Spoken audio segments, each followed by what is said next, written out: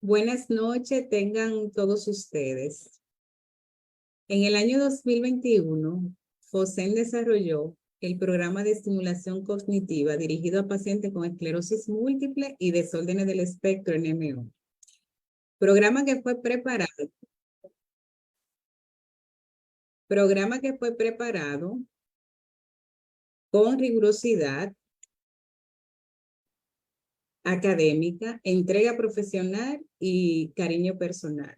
Esta noche continuamos con nuestro interés de compartir con ustedes un síntoma invisible, pero crucial, a menudo que pasa por alto en la práctica clínica en el manejo de las personas que viven con esclerosis múltiple y desórdenes del espectro NMO.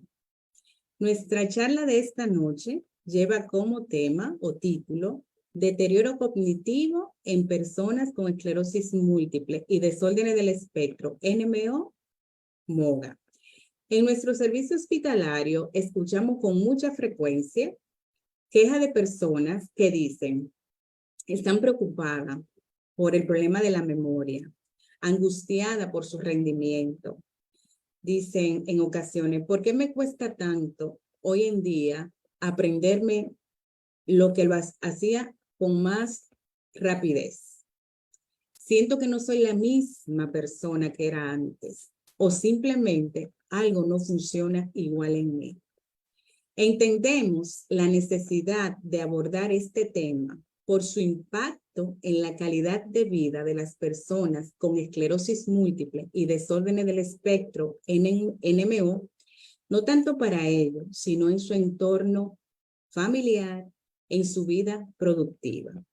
Y es que conocemos hoy en día que una de las principales causas de abandono del trabajo antes de lo esperado para la edad de los pacientes es precisamente el deterioro cognitivo. Y esto impacta negativamente en la calidad de vida de los pacientes o de las personas que viven con estas patologías desmielinizantes. El desorden de deterioro cognitivo requiere un abordaje transdisciplinario, integral, que permita una detección temprana con la intención de enlentecer el progreso desde una visión científica y académica validada. Las personas con esclerosis múltiple y desórdenes del espectro, NMO, deben tener la oportunidad de recibir un apoyo en esta área y sabemos que es una necesidad que no está satisfecha o que no es llenada en la mayoría de los países de la región. El equipo de profesionales de Cognitiva RD, que participó en el programa de estimulación cognitiva en el año 2021, fue de alto nivel y con una amplia experiencia en el tema. Esta noche contamos con la presencia de dos especialistas de este excelente grupo que le voy a presentar a continuación. Son la doctora Marcia Castillo y el licenciado Alejandro Mariñez. La doctora Marcia Castillo es neurólogo con una alta especialidad en desórdenes del movimiento voluntario, con especial interés en la enfermedad de Parkinson y también en trastorno de la memoria. Su trayectoria profesional inicia en su residencia de neurología en el Hospital Salvador B. Gautier y desde ahí ha venido ejerciendo como neurólogo en diferentes centros hospitalarios, como el Hospital Dr. Vinicio Calventi, la Fundación Activo 2030, el Centro Médico Moderno, el Hospital Docente Universitario Dr. Darío Contreras, donde es profesora asociada de neurología en la residencia de geriatría y de medicina familiar. La doctora Marcia Castillo es miembro de la Sociedad Dominicana de Neurología y Neurocirugía, es un miembro activo de FOSEN, una colaboradora entusiasta y ha participado en múltiples congresos y simposios nacionales e internacionales como expositora. Y por el otro lado tenemos al licenciado Alejandro Mariñez, que se graduó de Psicología Clínica en la Universidad Autónoma de Santo Domingo y que luego realizó una maestría en neuropsicología en la Universidad de Salamanca, España. Desde su especialidad en lo cognitivo y como foco principal de su trayectoria profesional, Alejandro desarrolla relevantes evaluaciones neuropsicológicas y estimulación cognitiva en pacientes con enfermedades desmielinizantes. Es docente de psicología y de la maestría de neuropsicología. Ambos profesionales forman equipo para el reconocimiento del deterioro cognitivo en las personas que viven con esclerosis múltiple y desórdenes del espectro. Estoy segura que sus aportes en esta noche serán de gran provecho y valor para cada uno de los que están aquí presentes. Así que le damos la más cordial bienvenida y espero que sea de gran provecho para cada uno de ustedes.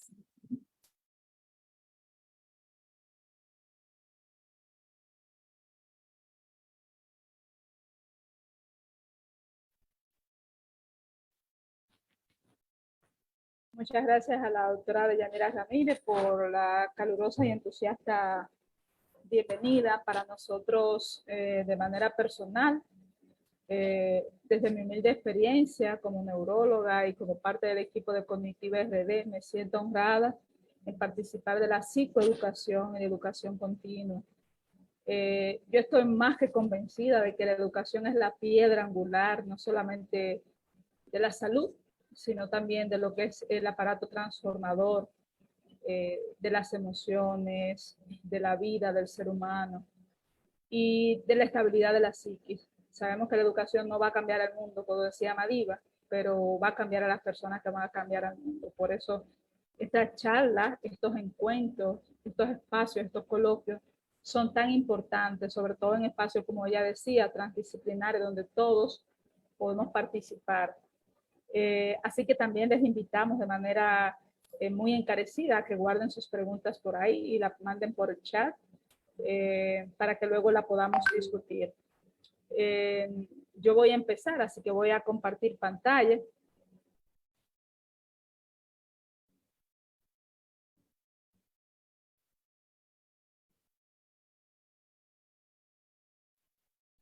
Y me confirman si por ahí ya estamos viendo bien, si se ve la pantalla completa.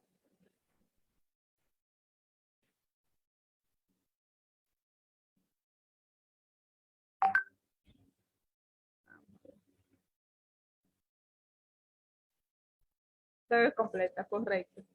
Bien, los trastornos neurocognitivos en la esclerosis múltiple, los trastornos del espectro, como decía Deyanira, son una cara invisible, sin embargo impactan de manera pivotal y tangencial no solamente la calidad de vida de la persona afectada con la enfermedad, sino el núcleo familiar. Hay 3 miedos atávicos. Hablamos de miedos atávicos a esos miedos cosmogónicos que están en todos los seres humanos. El miedo a enfermar, el miedo a morir y el miedo a perder la cordura. Si hay una parte donde el ser humano se siente más vulnerable, tal vez más susceptible, es cuando siente que está perdiendo los linderos de su psiquis. Por eso es tan importante que esta parte que a veces pensamos que puede ser normalizado, no solamente por los pacientes, sino también por la familia, pues que sea enrostrado de una manera temprana, porque este colofón que nosotros los neurólogos y que hacemos neurociencia hemos tomado como bastión de tiempo de cerebro, aquí es cuando tal vez cobra más relevancia. Entonces, este deterioro cognitivo, ¿qué, cómo, cuándo, por qué? Vamos a irlo aclarando en cada uno de las diapositivas. Y vamos a ver si esto me permite que vaya pasando página. Okay. Antes de empezar, siempre es importante, me gusta hablar de la historia porque siempre recordando a uno de mis autores favoritos, Eduardo Galeano, que decía, hay un momento donde el pasado y el presente se encuentran y ese momento es el futuro, hacia allá vamos. Porque es importante reconocer la historia de aquellas personas que nos han enseñado a entender lo que es la memoria. Y fíjense que más adelante vamos a ver que la memoria de las funciones cognitivas que se alteran en los pacientes que viven con esclerosis múltiple no es lo más esencial. Se afecta la memoria, sin embargo, de las funciones cognitivas, la velocidad de procesamiento, ya de eso Alejandro hablará, la atención y otras subdominios, ya que la memoria no es una caja. Cuando Ramón y Cajal dijo que la memoria no era una caja negra, lo decía de una manera muy preclara y anticipada. Sin embargo, entender este aspecto histórico y estas personas que tal vez nos fueron dando esas piezas para entender cómo funciona la memoria, me gustaría refrescar estos aspectos históricos. Esta primera persona que estamos viendo aquí es Agustín Deter. Ok, es Agustín Deter. Agustín Deter es la paciente 0 de la historia del Alzheimer. Agustín Deter llegó a la sala de Alois Alzheimer a principios de los 1800 con un cuadro de celotipia. Celotipia es el celo patológico y decía que su esposo, que era una persona practicante, modosa, educada, un señor muy dedicado a su esposa, a sus quehaceres laborales, y ella decía que el señor simplemente le estaba siendo infiel. Entre otras cosas, decía por momentos que no era su esposo, y a los Alzheimer fue dándole seguimiento. Así que de esta persona, a los Alzheimer y Agustín Deter, este binomio, entendimos cómo de alguna forma funcionaba lo que era el deterioro cognitivo, y por eso hoy sabemos qué es la enfermedad de Alzheimer. Él le dio seguimiento hasta el final, hasta la parte que hizo la necrosia, vio los ovillos neurofibrilares. Y esta segunda pictografía nos representa también el hito que nos hizo entender cómo funciona el talante del ser humano, por así decir, dónde está el juicio, la proyección de riesgo, dónde está esa capacidad de decidir, de tener la memoria, la moral, lo que es moral, lo que no. Y aunque pensemos que eso no tiene que ver en sí con lo que son las funciones cognitivas, sí tiene que ver, porque eso es lo que nos ha puesto en el pináculo evolutivo del ser humano. Entonces, esta es la historia de Phineas Cage, que se clavó una barra de metal y quedó prácticamente intacto en un accidente de ferrocarril. Después que se curó, simplemente cambió radicalmente su conducta, pasó de ser una persona muy tranquila, muy sosegada, muy cumplido con sus labores, a ser una persona beligerante, a ser una persona pleitera, a ser una persona procaz, exhibicionista. Ya, entonces entendimos que la parte prefrontal era la parte que tenía que ver con lo que nosotros somos. Ahí está, por así decirlo, y de alguna forma entendemos la construcción de lo que somos como seres humanos. La tercera pictografía es un caso muy emblemático de los neuropsicólogos y nos hizo entender dónde está la memoria a corto plazo. Este es Henry Morrison, que era una persona que tenía una epilepsia refractaria, se le hizo una cirugía lesional y se hizo una cirugía para tratar un área que está cercana al hipocampo. Y claro, la cirugía fue efectiva para lo que era la epilepsia, pero luego fue un eterno prisionero de su memoria porque se le produjo lo que se llama un problema de amnesia anterógrada, no era capaz de generar nuevos recuerdos. Estos tres casos históricos nos enseñaron un poco lo que ha sido la memoria. Y claro, si yo le digo a ustedes qué es la memoria, muchos de ustedes responderán, es la capacidad de recordar, es la capacidad de generar nuevos recuerdos, es la capacidad de memorizar. Se podría definir de muchas formas, pero para que esto se dé tienen que estar íntegros muchos circuitos, porque la memoria de manera neta se podría decir que es todo esto que yo dije, pero de manera tal vez muy ampliada, desde lo macro hasta lo micro, todos esos circuitos están conectados y eso lo sabemos hoy gracias a estudios de otros grandes científicos como el mismo Jean Papes, que lo veremos más adelante, que hasta la parte emocional, que es lo que es el sistema límbico, que a veces se puede afectar, tiene que ver con la consolidación de la memoria. Los recuerdos están muy permeados con lo que es la parte emocional, por eso las vivencias que nosotros tenemos le dan un color a la memoria. Dos personas viven dos hechos en el mismo tiempo, en el mismo contexto histórico, sin embargo pueden recordarlo de forma totalmente diferente. y eso está bien descrito en base a los estudios del doctor Jean Papes. Y ustedes dirán, ¿y qué tiene que ver un neurólogo, tal vez pionero de lo que es la psicobiología, Jean Papes, con Marcel Proust, autor del Sendero de Swan o En busca del tiempo perdido?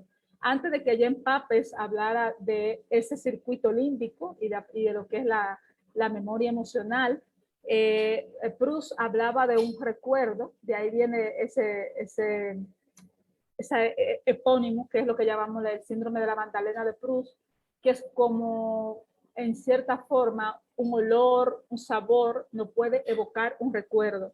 Y aquí vuelvo a la definición de lo que es la función cognitiva. Cognición viene de conocer, o sea, la cognición nos llega a nosotros por los sentidos, pero también nos viene de la atención. Y por eso cuando estamos evaluando a los pacientes con problemas cognitivos, en el caso de la esclerosis múltiple, también sabemos que hay un problema importante en la atención, y hablaba yo de la velocidad de procesamiento, y hablaba yo también de la parte de la memoria de trabajo, de las funciones ejecutivas que se ha querido o no vincular a lo que es las funciones cognitivas, pero nosotros sabemos que sí, que tiene que ver mucho con esto. Entonces, lo que es la Magdalena de Proust es de un pasaje de que él iba subiendo por el Sendero de Swan en un momento del libro. Ustedes saben que es un libro que tiene 5 tomos, y él estaba comiéndose una magdalena con chocolate y se retrotrajo a su infancia. De ahí sabemos la importancia que tiene que ver los sentidos con la memoria, y cómo esto de alguna forma está totalmente incrustado con lo que es la integridad de la memoria emocional. En nuestro campo se decía que la memoria con sangre entra, o sea, nos enseñaban a base de reglazo, chancletazo, pero hoy sabemos, en base a la inteligencia emocional, que las personas aprendemos más cuando estamos motivados. Hay otro tipo de aprendizaje que viene dado más por la parte positiva, y tal vez no tenga mucho que ver, pero sí nos enseña a cómo las emociones y cómo esta parte emotiva, el cerebro límbico, el circuito de Papes, integra seriamente lo que es esa parte de la consolidación de la memoria y de las funciones cognitivas. Y si ustedes le preguntaran a Borges qué es la memoria, cuando Borges cumplió 70 años, dio una serie de 7 conferencias que se llamaba 7 noches con Borges, y cuando en la 6ª noche le preguntaron qué era la memoria, él estaba hablando del budismo, esa noche le tocó hablar, él decía, Borges no existe, existe el otro, al que le pasan las cosas. Borges es el que ha leído, el que ha viajado, el que ha amado, él es la suma de todos sus antepasados, porque realmente esos nosotros somos la suma de todas estas cosas. El hombre es su memoria. Decía la poeta Huilada,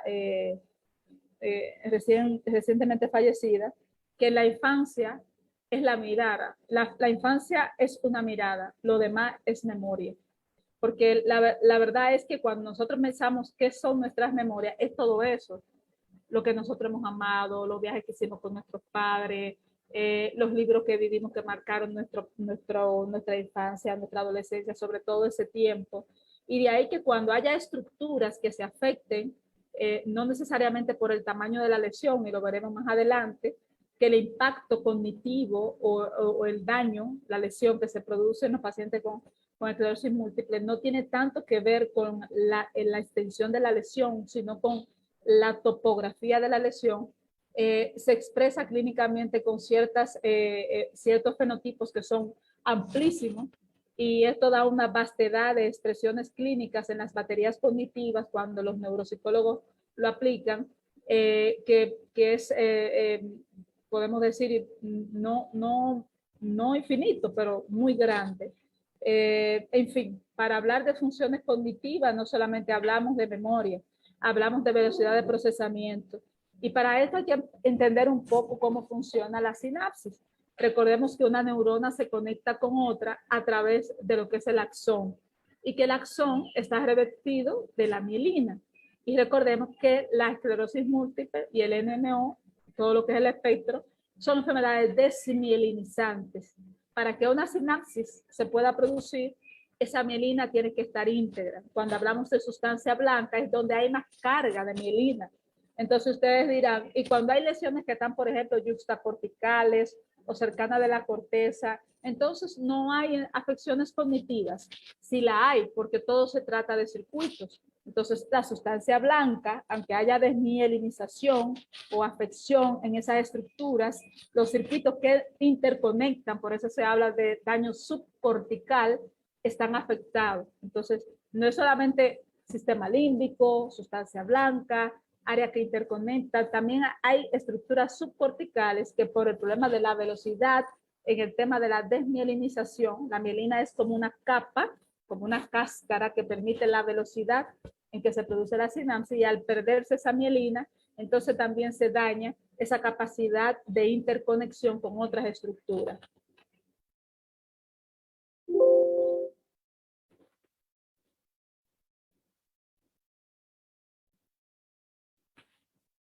No obstante, estos trastornos neurocognitivos no son conocidos desde ahora, son bastante viejos. Ya desde Jean-Martin Charcot, él hablaba de que los pacientes tenían una ralentización en la cognición y que muchas veces desde el inicio de la enfermedad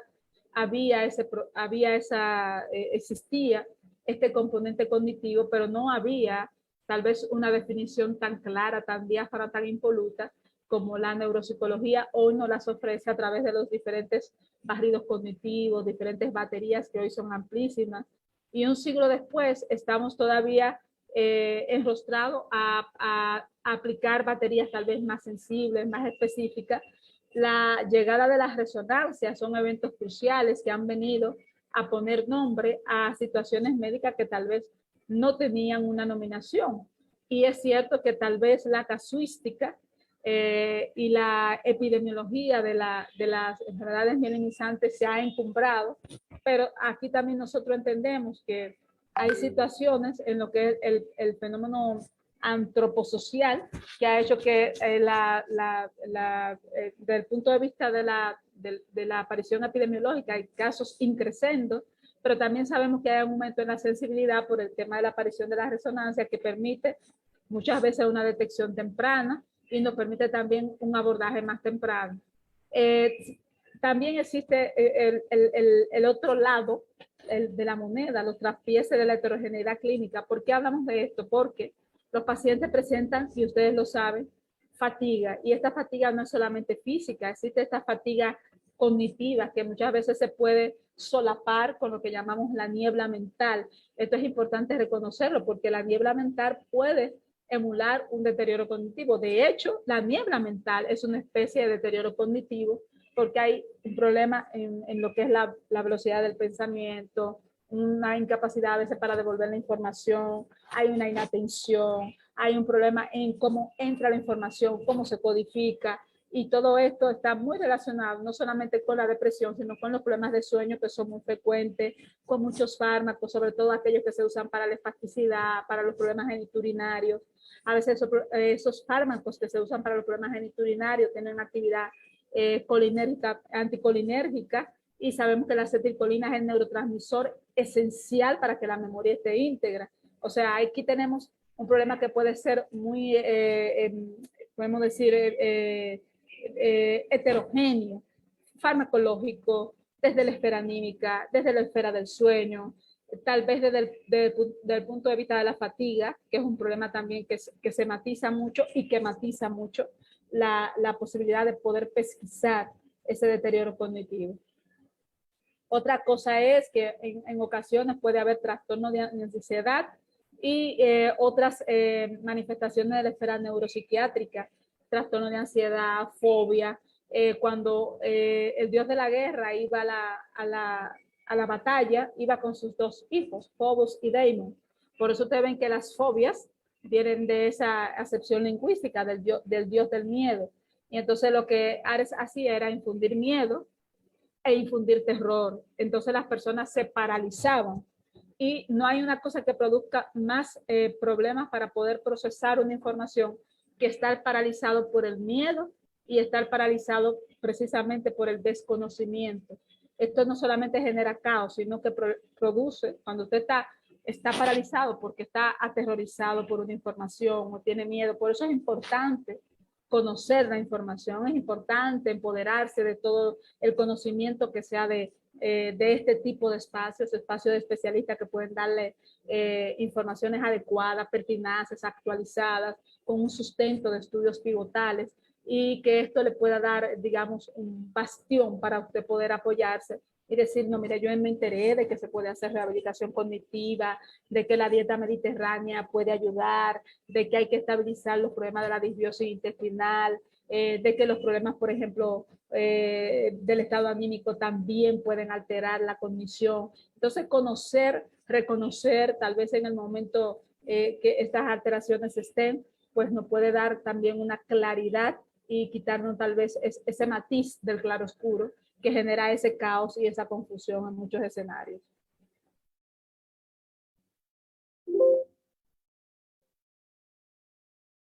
Se habla, las estadísticas son muy variables, se habla de un 40 a un 60%, pero se dice también que en la mayoría de los casos, cuando lo menciono de nuevo, cuando ya la enfermedad debuta, y ya lo decía Charcot, muchos pacientes ya tienen algún grado de declive cognitivo. Y hablo de trastorno de declive cognitivo porque no podemos hablar ni de demencia, ni podemos hablar de situaciones en la que el paciente pierda la autonomía. Nosotros tenemos un lindero muy claro en lo que es un declive cognitivo y un problema de demencia. Para hablar ya de una pérdida de la autonomía, ya nosotros estamos hablando de otra afección. Sin embargo, el deterioro cognitivo leve, el paciente es autónomo, es autovalente, es capaz de tomar sus decisiones, va al médico por sí solo, sus quejas pueden ser validadas, y cuando se hacen las baterías, nosotros podemos poner esa etiqueta de deterioro cognitivo leve. Por eso, además de ser una cara invisible, es importante tener esta voz de alerta y tener este red flag. No debemos normalizar nada, es importante todo reportarlo al médico para que el médico sea quien diga, sí, este dato es importante, vamos a mandarte a hacer una batería, vamos a hacerte un cribado de escritorio, el que sea que el médico elige en ese momento. Hay muchos cribados rápidos que nosotros hacemos. No existe un correlato cronológico. O sea, el hecho de que el paciente esté en estadios tempranos, en estadios medios, depende más bien muchas veces de los fenotipos que son progresivos, son tal vez los que están más relacionados al deterioro cognitivo. Y de hecho también otros estudios hablan de que puede estar antes de los signos motores 1.2 años previo a la evolución de los síntomas motores.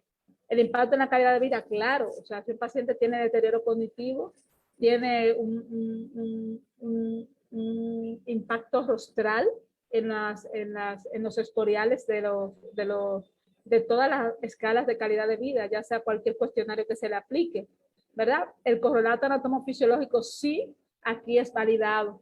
Sabemos que hay áreas específicas que están relacionadas con el daño cognitivo. Repito, la extensión de la lesión, paradójicamente, ese es un dato bueno, no necesariamente implica que esté relacionada de manera directa con el deterioro cognitivo. Sin embargo, la topografía de la ubicación sí. O sea, por ejemplo, un daño a nivel del tálamo, un daño a nivel hipocampal, en los ganglios basales, sobre todo en la cabeza del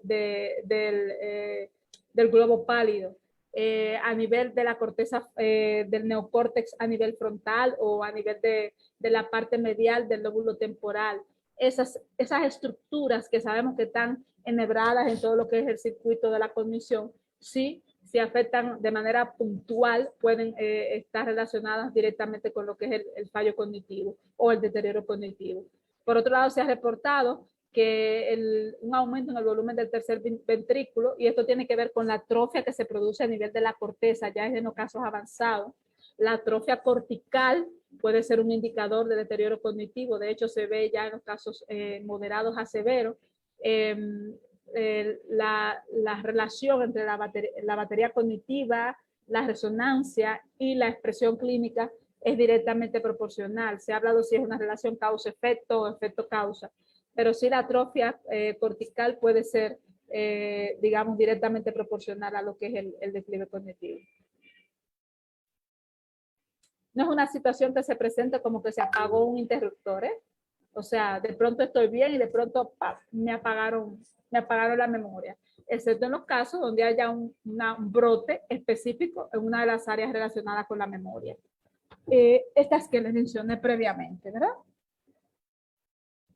Y claro, yendo de lo micro a lo macro, no voy a detallar mucho aquí porque estos son más aspectos, digamos, muy neurofisiológicos, muy neuroanatómicos, muy de inmunología. Si existe desmielinización, hay pérdida de los oligodendrocitos. Recordemos que hay estructuras que tienen que ver con la producción de la mielina, básicamente los oligodendrocitos, y va a haber una gliosis reactiva, la degeneración axonal. Esto también va a producir una alteración en los neurotransmisores, sobre todo el neurotransmisor que tiene que ver con la excitación, y esto va a producir un problema en la neuromodulación. Estamos hablando del glutamato. Cuando hay esa alteración en glutamato, hay neurotoxicidad. Entonces, esta neurotoxicidad también va a producir lo que se llama un círculo vicioso. O sea, tenemos degeneración axonal. La degeneración axonal va a producir más inflamación.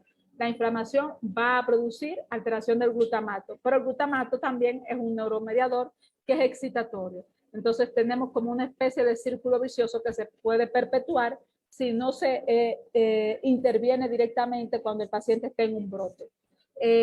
Y claro, puede haber una desmielinización cortical, ya lo hemos hablado, en áreas específicas como en la corteza prefrontal o en la parte medial del lóbulo temporal. ¿Cuál es el tiempo específico? ¿Cuáles pudiéramos nosotros decir que son ya los mecanismos primarios y secundarios? Lo hemos ido hablando sobre la base de la evolución de la presentación. Mecanismos primarios, desde lo micro hasta lo macro. Mecanismos secundarios, depresión, insomnio, fármacos, alteraciones sociales, porque usted me dirá a mí, si usted es un paciente que tiene este trastorno y tiene un problema, todas las enfermedades son sociales. Y desde que el constructo de que el ser humano es un ente bio, psicosocial, espiritual, se ha sentado en la medicina no moderna, yo decía en la medicina integral, nosotros sabemos que todas las enfermedades son sociales. Una persona no puede tener estabilidad emocional si no tiene con qué comprar su medicamento para su enfermedad. Y obvio, si no hay estabilidad emocional, va a haber posiblemente un problema en el eje hipotálamo, hipófisis adrenal. Entonces va a haber una descarga de cortisol. Y el cortisol es un enemigo, digamos, acérrimo de lo que es todo lo que es la homeostasis del ser humano. Estamos hablando de problemas endocrino-metabólicos, estamos hablando de problemas cardiovasculares, problemas inmunológicos, estamos hablando de trastorno de ritmo cardíaco, estamos hablando de problemas de peso, estamos hablando de problemas de otras hormonas. Entonces, el problema de no tener acceso a medicación, a rehabilitación, a los médicos, digamos, de la transdisciplinariedad, también es parte de la enfermedad. No podemos ver al ser humano como solamente el paciente que tiene una condición médica que afecta la mielina y que esa afección de la mielina en áreas específicas va a estar relacionado con los circuitos de la sustancia blanca y la parte subcortical y la velocidad de procesamiento. Tenemos que ver esto también como una parte social, como una parte también de estigma, de mito, de miedo, de ansiedad. O sea, es toda una parte que se engrana en una rueda que si nosotros como profesionales de la salud no entendemos que tenemos que darle apoyo psicológico, social, pero también desde el punto de vista de trabajo social, desde el punto de vista de los colectivos de salud, no estamos haciendo el todo por el todo. O sea, es un trabajo que debe hacerse mancomunado, pero también de una manera simultánea y de una manera empática.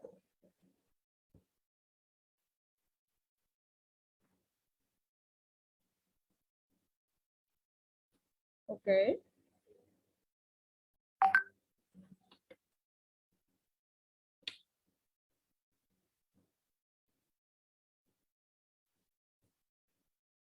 Vamos a ver porque esto no...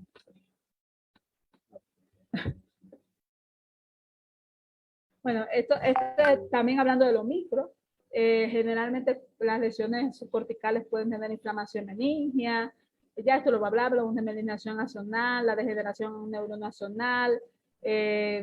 básicamente son más aspectos micro, ¿verdad? El deterioro cognitivo podría estar relacionado también con daños en áreas subcorticales. Esto también lo hablamos del tálamo, hablamos del sistema límbico, que tiene que ver con las emociones, alteración del circuito de Papez, la parte de la memoria con la emoción, la alteración en la parte del humor, las emociones, la modulación del lenguaje, trastorno disejecutivo, obviamente, eso Alejandro seguro lo va a tocar, la sustancia gris paralímbica, miren, fíjense que aquí no estamos hablando de sustancia blanca, sino de sustancia gris, neocortical, pudieran ser más importantes para la mediación de las tareas que involucren memoria semántica, a largo plazo también memoria episódica, depresión, alteración en la parte frontal, como lo que llamamos frontalización, que puede ser desinhibición, puede ser lo que llamamos verborrea, que el paciente hable mucho, desinhibición, locuaz, taquifrénico, que es como que está acelerado, o puede ser lo contrario, que tenga inflexibilidad cognitiva, o que se ponga apático, que esté anedónica, que no disfrute, y esto hay que ver si es orgánico o puede ser también parte de un problema depresivo, porque a veces los trastornos depresivos se expresan con problemas de anedonia y apatía, ¿verdad?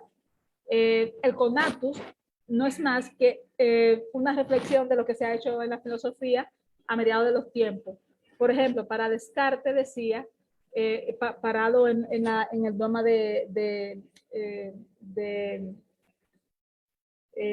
euclidiano, que lo que está estático, y lo que se mueve seguirá moviéndose. Entonces es importante, con esto los deterioros cognitivos, si vemos que este proceso va avanzando, nosotros tenemos que ser agresivos, no solamente con el tema de la detección, sino también con los abordajes. Y cuando digo con los abordajes, ojalá y esta intervención no solamente fuera para hablar de deterioro cognitivo y tener como los reflash, sino también para saber qué hacer. O sea, tal vez en algún momento la doctora Deyanira Ramírez nos invite a hablar qué hacer y ahí pudiésemos tal vez hablar de la importancia del cuidado del enterobioma, del eje intestino-cerebro, para hablar del tema de la estabilidad de lo que es el eje también hipotálamo hipófisis adrenal, de la importancia también del cuidado del sueño, porque todas estas cosas, desde Hipócrates, nosotros sabemos, el doctor sueño, el doctor ejercicio y el doctor dieta son fundamentales. Si hay una cosa en todas las enfermedades neurodegenerativas, desmielinizantes, y nosotros sabemos también lo importante para ustedes que es el tema de no exponerse al tema del calor, pero por encima de eso quiero resaltar que con el ejercicio, ya sea un ejercicio ligero, con ropa fresca, en horas no muy calurosas, es importante porque el BDNF, el factor de crecimiento neuronal, con el ejercicio aumenta lo que es la masa neuronal y nos ayuda con la plasticidad. Y la plasticidad es la capacidad que tiene el cerebro de acoplarse a un daño. Por eso más adelante ustedes verán que yo hablo de la importancia de la plasticidad, de la reserva cognitiva, porque cuando vamos a rehabilitar la cognición, si esas dos cosas no entran en juego como parte de un trípode, nosotros no tenemos mucho que hacer. Por eso es importante que antes de que un daño avance, nosotros reconozcamos que tenemos que tener esa reserva cognitiva intacta. O sea, no podemos esperar que haya un daño para saber que tenemos que esa dieta rica en resveratrol, en antioxidante, sobre todo la dieta mediterránea, la dieta MAI, que es rica en todo esto. Lo importante de este tipo de ejercicio que no es para ustedes extenuante, sobre todo cuidando el tema de la temperatura, el sueño es importante porque cuando nosotros dormimos se limpian esas células gliales y así es como esas células se detoxifican de las células zombie, que son las que ayudan también a la degeneración y a que la gliosis se perpetúe. Pero ya eso es un capítulo aparte, eso es como lo que tendríamos que hacer. Bueno, aquí hay una ejemplificación de las funciones que se afectan y ya eso Alejandro lo va a tocar. Y bueno, aquí hay también una figura de lo que es el circuito emocional, el circuito de Papez, redefiniendo el cuándo. Como he dicho, inclusive antes de que aparezcan los síntomas motores puede estar el deterioro cognitivo, ya lo había dicho ya Martín Charcot. No importa que sea al principio, a mediado o en el proceso de la progresión de una enfermedad, en cualquier momento tenemos que estar alerta, ojo visor de cualquier cosa. Lentitud en el pensamiento, inatención, problemas en la función ejecutiva, problemas en la memoria visoespacial, alteraciones en cualquiera de esos subdominios reportarlo al médico para que el médico diga si es importante y diga si en este caso hacer una batería es importante para hacer la rehabilitación cognitiva temprana e intervenciones farmacológicas del tipo que sea e intervenciones no farmacológicas. El fallo cognitivo según el fenotipo, ya hemos hablado que las formas progresivas son las más predisponentes, excluir las comorbilidades, hemos hablado de la depresión y demás, siempre estará la exclusión de los efectos adversos de los fármacos. Se puede prevenir el deterioro cognitivo en esclerosis múltiple. Hablar de la reserva cognitiva. O sea, la reserva cognitiva es lo que es de base para nosotros en nuestro haber cognitivo para que el rehabilitador o el neuropsicólogo en su momento pueda tener como sustrato para poder trabajar.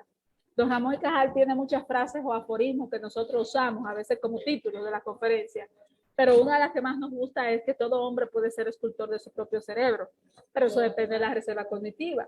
Si usted es una persona, por ejemplo, que no lee, que no hace cosas nuevas, que no practica ningún ejercicio, digamos, cognitivo, sudoku, sopa de letra, puzzle, no practica nada que cree nuevos circuitos, entonces esa reserva cognitiva va a ser una reserva pobre. Por eso es importante siempre estar creando, no lo mismo que usted hace, crear nuevas redes.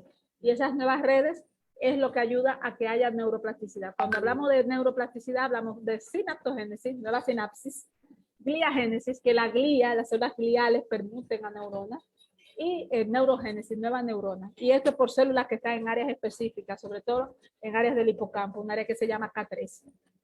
Están ahí, están a nuestra orden, pero nosotros tenemos que ser buenos con nuestro cerebro para que nuestro cerebro sea bueno con nosotros.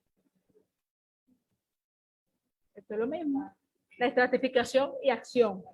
Estratificación. ¿Cómo estratificamos el deterioro cognitivo en la esclerosis múltiple? Pues fácil. Las baterías cognitivas nos dan una herramienta muy oportuna, muy práctica y básicamente no es nada intervencivo.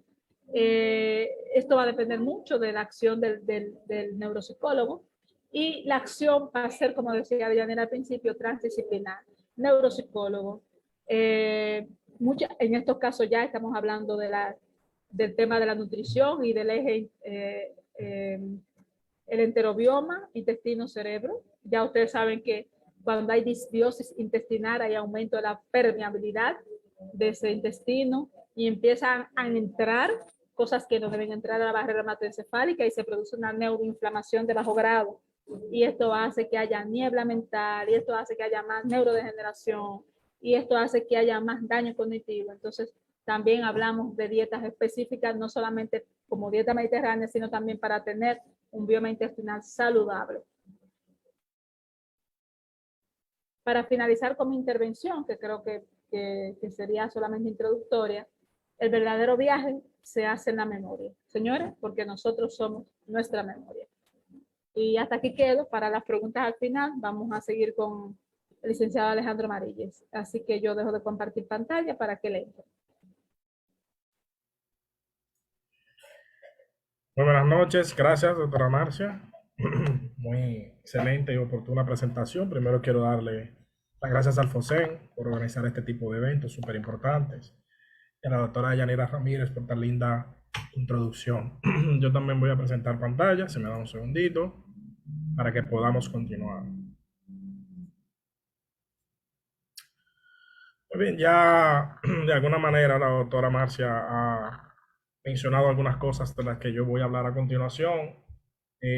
Mi parte ya es más un poco tipo taller, tipo participación, así que voy a estar muy atento a sus comentarios en Facebook, porque de alguna u otra manera voy a estarme enfocando en ejercicios para que veamos cómo podamos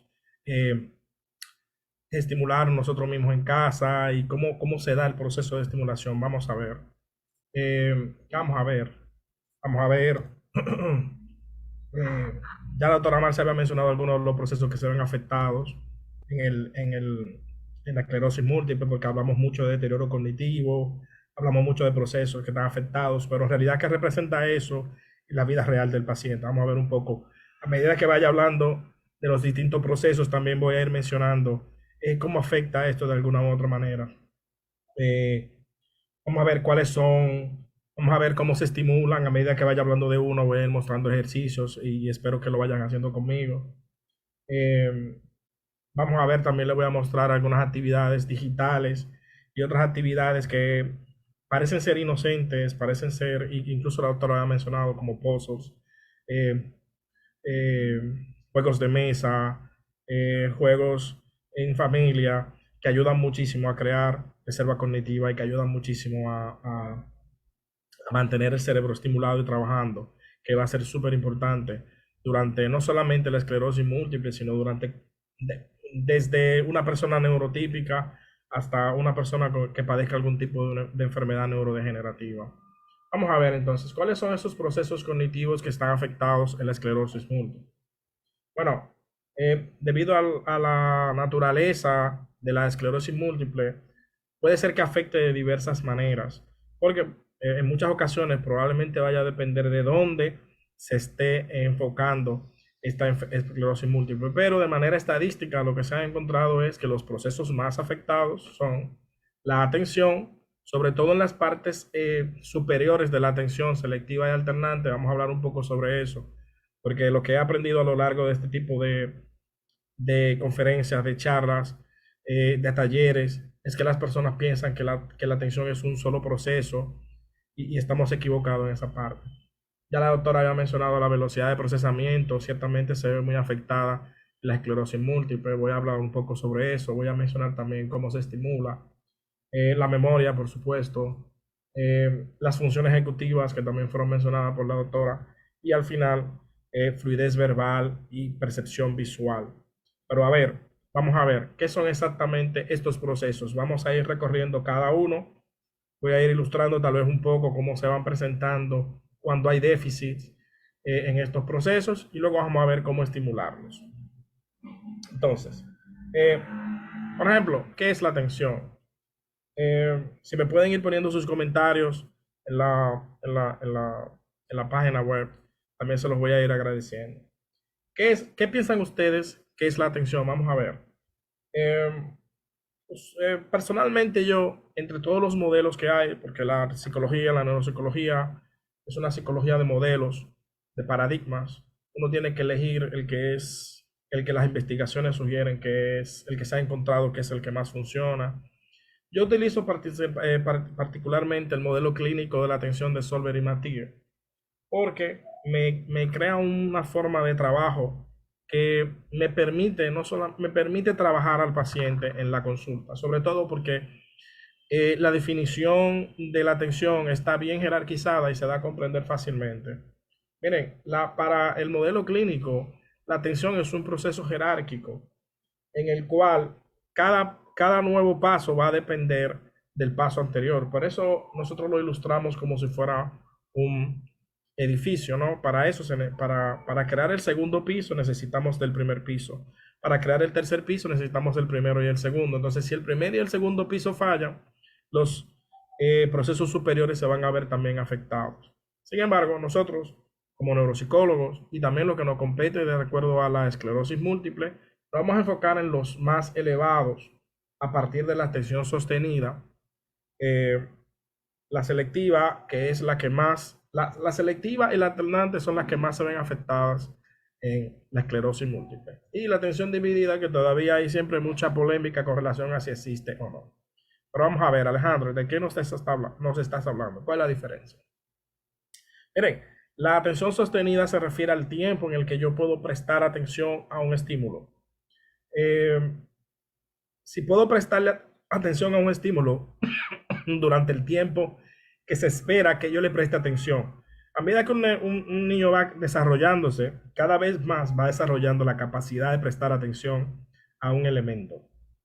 Y a medida que va desarrollándose, cada vez ese tiempo se va expandiendo hasta que se vuelve estable en la adultez, en la adolescencia tardía y en la adultez. Entonces, la atención sostenida se enfoca en el tiempo. Yo veo, el paciente se puede enfocar en algo durante el tiempo que yo estoy esperando de acuerdo a su edad que se enfoque. La atención selectiva tiene más que ver con Se me fue. La atención selectiva tiene más que ver con el poder concentrarse en algo ignorando los demás estímulos del ambiente. O sea, cuando uno está, por ejemplo, escuchando a un profesor en una clase, cuando uno está prestando atención a algo en específico, tiende a bloquear todo lo demás. Le estoy prestando atención al profesor, le estoy prestando atención a mi celular, le estoy prestando atención al profesor, le estoy prestando atención a un sonido que haya en el ambiente, a personas hablando fuera del aula. ¿A qué le estoy prestando atención? La atención selectiva, que es una parte de las famosas funciones ejecutivas, se enfoca en el elemento que es importante. Le puedo prestar atención a esto. Y ustedes dirían, pero no entiendo, ¿cuál es la diferencia entre la atención selectiva y la atención sostenida? Bueno, ¿qué ocurre? Que hay personas que pueden perfectamente enfocarse en un elemento durante un tiempo determinado y no en otro elemento, sobre todo el elemento que es importante. Les voy a dar el ejemplo que siempre suelo utilizar. Un niño va a consulta y utiliza su celular, y yo estoy conversando con los padres y él está usando su celular. El niño con el celular tiene 20 minutos utilizando el celular sin ni siquiera levantar la cabeza. Puedo decir que el niño está concentrado utilizando ese celular, que tiene una buena atención sostenida. Pero en la conversación con los padres lo que me estoy dando cuenta es de que el niño no puede concentrarse en clase. O sea, sí le puede prestar atención a la televisión, sí le puede prestar atención a un jueguito de celular, pero la profesora en clases no le presta atención porque sencillamente eso no le interesa. Pero ese es el estímulo importante. Entonces la atención selectiva tiene que ver con eso. Cuando tengo que prestar atención a algo, tengo que primero identificar a qué le voy a prestar atención. El profesor es la persona a la que tengo que prestar atención en el aula, no a nada más. Entonces, me distraigo con el celular. Al celular sí puedo dedicarle horas, pero al profesor no le puedo dedicar ni 5 minutos.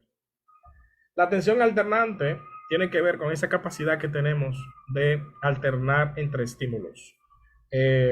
Podemos hacer algo, no es hacer algo al mismo tiempo, sino que vamos enfocándonos en una cosa y la otra, como si, por ejemplo, uno fuera leyendo un libro, en algún momento alguien te habla, tú levantas la vista, conversas un momento, y cuando vuelves, inmediatamente tus ojos se posan en la página que te queda, en la línea, en el párrafo en el que te quedaste. Eso es atención alternante.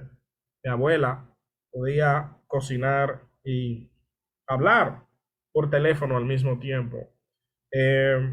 Podía fluir, por ejemplo, entre cocinar y fregar, por ejemplo. Cocinaba y fregaba, cocinaba y fregaba. Pero yo no. Cuando yo estoy en la cocina no puedo hacer nada más. Cuando estoy cocinando me concentro en cocinar. No me puedo poner a fregar también. No, primero cocino, luego frego. No puedo ni siquiera ponerme a conversar. Si alguien me llama, digo, no, mira, llámame después que tengo un arroz puesto en la cocina. Porque se me quema, tengo mala atención alternante. Y la atención dividida, como el nombre lo dice, es la capacidad que tenemos de poder enfocarnos en dos cosas al mismo tiempo. Sin embargo, muchos investigadores, yo incluido, no estamos de acuerdo en que la atención dividida exista, pero no nos vamos a meter en ese tema. Como ya vemos, la atención tiene diversos niveles. Bien, nos vamos a enfocar en atención selectiva y atención alternante, que son las que más se ven afectadas en la esclerosis múltiple. Entonces, si usted se ve, le voy a dar un ejemplo. Si usted se ve en una situación en la que de repente usted siente que le cuesta concentrarse en algo, ya sea que no le puede prestar atención a algo durante el tiempo que usted quisiera, o que no puede concentrarse, aunque usted reconozca que ese es el elemento en el que usted debe de enfocarse, si le cuesta concentrarse en eso, probablemente usted esté teniendo un problema de déficit de atención. En algunas personas el déficit de atención selectiva, por ejemplo, se refleja que tienen que estar en ambiente, para concentrarse en algo, tienen que estar en ambientes en el que no haya nada de distracción. Nada de distracción. Para poder concentrarse realmente en un elemento, tienen que estar en un sitio en el que no puedan ni siquiera, que no haya nada de ruido ni nada. Y en realidad el cerebro no funciona así. El cerebro tiene toda la capacidad de bloquear elementos del ambiente. En mi casa, por ejemplo, se burlan mucho de mí porque a veces cuando yo estoy leyendo hay que tener cuidado en la manera en la que me hablen porque yo me sobresalto. A veces me bloqueo tanto que si me hablan de manera muy abrupta, me sobresalto. No, pero me van a matar del corazón. Entonces, el cerebro tiene esa capacidad de bloquear el ambiente. Ahora, señores, ¿cómo se estimula la atención? ¿Cómo podemos hacer ejercicios para estimular la atención? Hay muchísimas cosas sencillas que podemos hacer. Por ejemplo, aquí yo pongo al paciente, por ejemplo, a que cada vez que yo diga el número 7, por ejemplo, él tiene que aplaudir, darme un aplauso. Yo voy diciendo los números y él tiene que prestarme atención, sí o sí, porque él está esperando que yo diga, tiene que esperar que yo diga el número 7. Cuando yo digo el número 7, la persona aplaude. Eso es algo que uno puede hacer en la casa, juego, e incluso hacerlo con los niños, ¿no? Eso es un tipo de atención selectiva porque tengo que enfocarme en un solo número, pero tengo que estar pendiente durante todo el tiempo, o sea que también necesito de atención sostenida. Vamos a ver, cuento ahora con su participación. En este ejercicio hay 4 tipos de gatos. Hay gatos blancos con ojos blancos, gatos blancos con ojos negros, gatos negros con ojos blancos y gatos negros con ojos negros. Vamos a ver quién me participa rápidamente. ¿Cuántos gatos negros de ojos blancos usted puede ver en esa lámina? Vamos a ver. Vamos a ver. ¿Cuántos gatos negros de ojos blancos pueden ustedes ver en esa lámina? Vamos a ver quién me responde en los comentarios.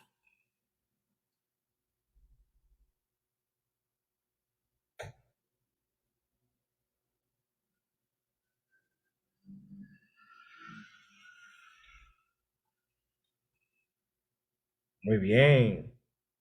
Muy bien a todos los que respondieron 8. Perfecto. 8 gatos negros con ojos blancos. Excelente. Muchas gracias. Vamos a ver, estén atentos. Otra más. ¿Cuántos gatos blancos de ojos negros ustedes ven en esa lámina? ¿Cuántos gatos blancos de ojos negros? Vamos a ver. Ay, me gusta, están participando mucho, me encanta.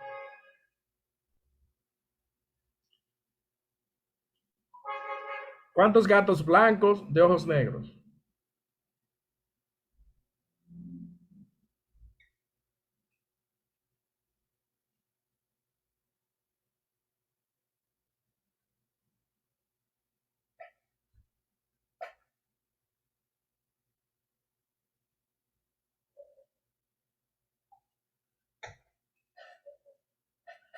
Muy bien. Un aplauso a todos los que dijeron 7. Excelente, excelente. Vamos a ver, no se me duerma, no se me duerma. ¿Cuántos gatos blancos ustedes ven en total? ¿Cuántos gatos blancos ustedes ven en total?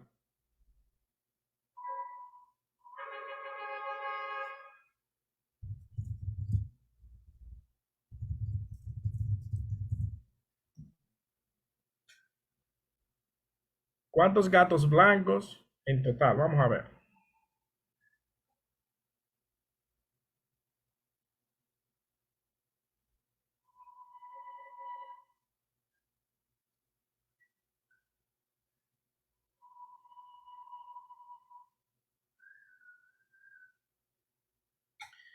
Muy bien.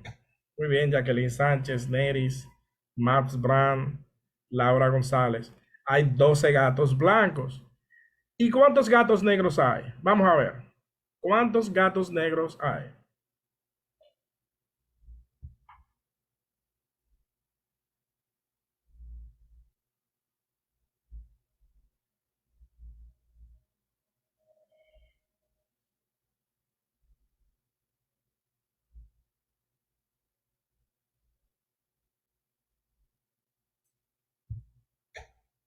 Muy bien, hay 12 gatos en total. Excelente.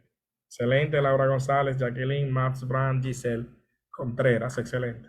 Ahora, señores, rápidamente. Vamos a ver quién lo responde primero. ¿Quién se gana el premio? Si hay 12 gatos blancos y hay 12 gatos negros, ¿cuántos hay en total?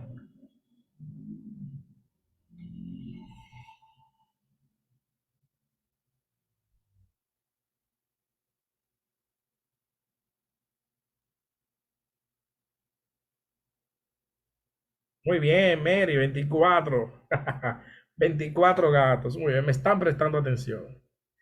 Seguimos entonces. Excelente. Este, señores, si se dieron cuenta, es un ejercicio de atención selectiva. Cuando yo les digo, por ejemplo, que se enfoquen en un tipo de gato, ustedes tienen que bloquear los demás tipos de gatos. Cuando yo les digo, concéntrense en el gato negro de ojos blancos, ya ese es el único elemento que es relevante y los demás elementos son distractores. No se vayan, les tengo otro ejercicio, vamos a ver. Vamos a ver. Este es un ejercicio un poco más complejo. En la columna izquierda, ustedes tienen una serie de letras. Y en la columna derecha tienen la misma secuencia de letras, pero falta una. Si se fijan en la primera línea, en la columna izquierda, hay una serie de letras. Y en la segunda, en la columna de la derecha, falta la letra E. Por eso la letra E está al final. Vamos a ver quién es más rápido ahora. Quiero que me encuentren en la segunda columna la letra que falta. ¿Qué letra falta en la segunda columna? En la segunda línea, en la segunda columna. Vamos a ver. Estoy atento a los comentarios. ¿Qué letra falta?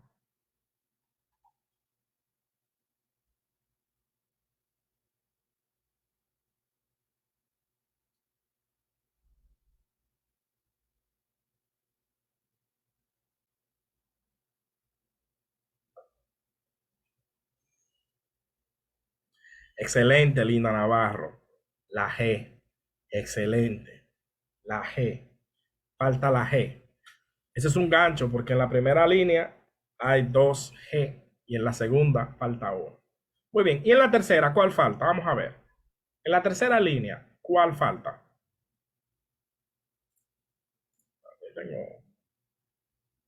En la tercera línea, ¿cuál falta?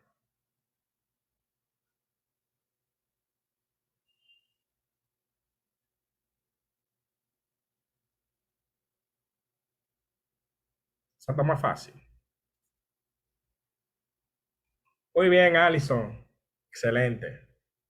La W. Excelente. Vamos, señores, que esto es una competencia. Y en la cuarta, ¿cuál falta en la cuarta?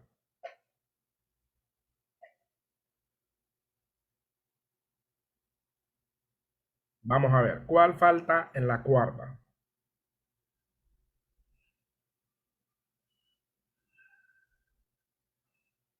Muy bien, Maps. Perfecto, Maps Brand. La P. Excelente. Muy bien. Vamos, señores, no se me cansen. En la última línea, ¿cuál falta? En la última línea, ¿cuál falta? Muy bien, ustedes tienen una excelente atención alternante. ¿Están respondiendo correctamente la mayoría?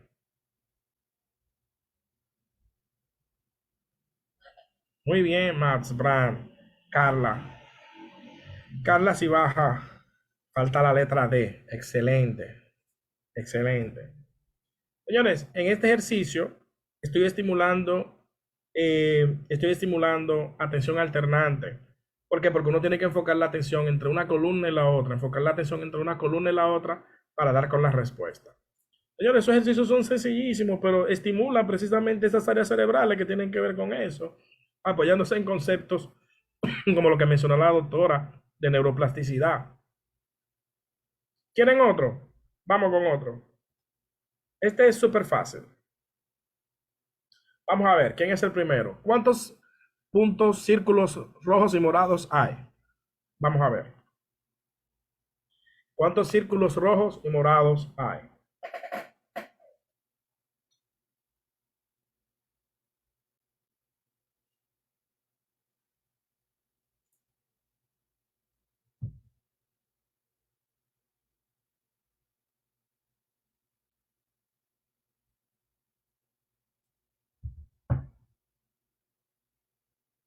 Muy bien, 5 y 5. Bien, Susana, bien, Basti, bien, Joana. 5 y 5. Excelente. Muy bien. Esos son ejercicios sencillos para estimular la atención. Son sencillos, pero son efectivos. Vamos a ver. Vamos a seguir. Vamos a seguir con la memoria. Así como con la atención y como la doctora ya lo había mencionado, nosotros somos nuestra memoria y por lo tanto tenemos que conservar y cuidar ese órgano tan importante que es el que produce, es el que gracias a él tenemos la memoria, que es el cerebro. Entonces, la memoria se refiere, porque las personas creen que memoria es simplemente recordar, pero recordar es solamente parte del proceso de memoria. Memoria es también almacenar, porque recordar es traer la información al presente. Pero ¿dónde está esa información almacenada? ¿Cuándo se guardó esa información? Entonces, la memoria se refiere a los procesos mentales de adquisición y retención de la información para su recuperación posterior. Es el sistema de almacenamiento mental cerebral que permite estos procesos. Entonces, la memoria es la capacidad que tenemos de codificar, almacenar y recuperar la información. Y ustedes me dirán, pero Alejandro, ¿a qué te refieres con codificar? ¿Qué es eso? Pues, señores, el cerebro no almacena la información como si fuera un celular. Usted no graba un video mental en su mente y lo almacena en su cerebro y va a la carpeta H para encontrar ese documento. No, el cerebro no trabaja así. El cerebro codifica la información, la reduce, la comprime, vamos a decir, por utilizar un término de técnico, ¿no? De informática. Nosotros codificamos dos tipos de información, que es información oral e información visual, mayormente, ¿no? Todos los sentidos procesan información, todos los sentidos ayudan a la memoria, pero de manera principal es por el oído y por la vista. Yo puedo almacenar palabras y puedo almacenar imágenes, pero la memoria no es solamente una habitación, la memoria son varias habitaciones. Siempre que hablo de la memoria, me gusta ilustrarlo como una casa en la cual hay distintos almacenes, es la palabra que utilizamos. Hay distintos aposentos para distintos tipos de información. Como yo mencionaba, a través de los sentidos, ¿no? Por eso le llamamos memoria sensorial. Entra la información que escuchamos y la información que vemos. Y de ese primer acceso de la memoria sensorial, eso pasa a algo que nosotros llamamos a la memoria a corto plazo. Y en la memoria a corto plazo, la información se mantiene ahí durante un tiempo corto y luego pasa a lo que llamamos memoria a largo plazo. Usted dirá, pero Alejandro, ¿de qué estás hablando? ¿Qué es lo que pasa ahí? ¿Por qué hay que dividir la memoria entre memoria a corto plazo, memoria a largo plazo, memoria de trabajo? Bueno, la doctora Marcia ya había mencionado algunos casos famosos que dieron comienzo al estudio del cerebro de manera funcional, ¿no? Ya mencionó el caso de Phineas Gage, pero yo creo que el caso que ha aportado más, yo creo no, que es así, el caso que más ha aportado a la memoria es el caso del famoso paciente HM. HM tenía unos ataques epilépticos enfocados en un área del cerebro llamado hipocampo, que en ese entonces no se sabía lo importante que era para procesos como la memoria. En fin, al paciente le sacaron esa parte del cerebro. Luego de la operación, el paciente quedó perfecto. El paciente quedó físicamente en perfecto estado, le dieron de alta, pero se dieron cuenta con el tiempo de que el paciente no estaba almacenando información. El paciente HIM almacenaba una primera parte de la información y luego se le olvidaba. Había investigadores, tantas investigaciones que se hicieron, de tantas pruebas que le pasaron al pobre HIM, determinaron que había una memoria a corto plazo que funcionaba como algún tipo de organización de la información antes de ser almacenada o enviada a través de un proceso que se llama consolidación a otras áreas del cerebro que son las que realmente están encargadas de almacenar la información durante un tiempo indeterminado. Entonces, gracias a ese caso de HIM fue que nos dimos cuenta de que hay áreas distintas en el cerebro para los distintos tipos de almacenes de memoria. La memoria a corto plazo almacena la información durante un tiempo corto y luego se manda a la memoria a largo plazo, la cual está dividida en declarativa y procedimental o no declarativa. Es que, por un lado, la declarativa almacena informaciones nosotros decimos semánticas y episódicas. La episódica tiene que ver con la propia vida. Está sujeto a parámetros tiempo y espacio. Podemos recordar el día en que nos graduamos, dónde nos graduamos, quiénes de nuestra familia fueron a esa graduación, quiénes de nuestros amigos fueron a esa graduación, qué año fue. La memoria biográfica está muy relacionada con parámetros espaciotemporales. Sin embargo, la memoria semántica no. La memoria semántica no tiene casi nada que ver con parámetros espaciotemporales. Uno puede preguntar cuál es la capital de Francia, París, pero si yo le preguntara, ¿dónde usted aprendió eso?